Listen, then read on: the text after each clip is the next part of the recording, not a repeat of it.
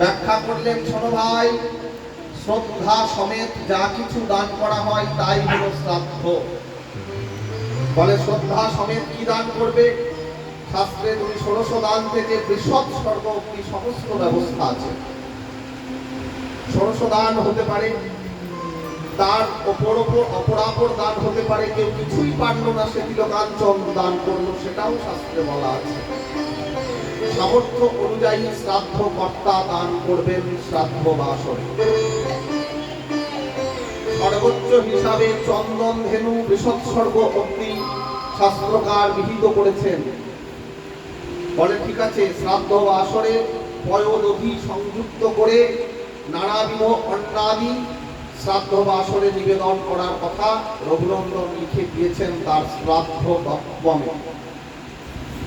বলে ঠিক আছে, শ্রাদ্ধ বাসরে সমস্ত দান হলো, তাহলে সর্বশ্রেষ্ঠ দান হিসাবে কি বিবেচিত হয়?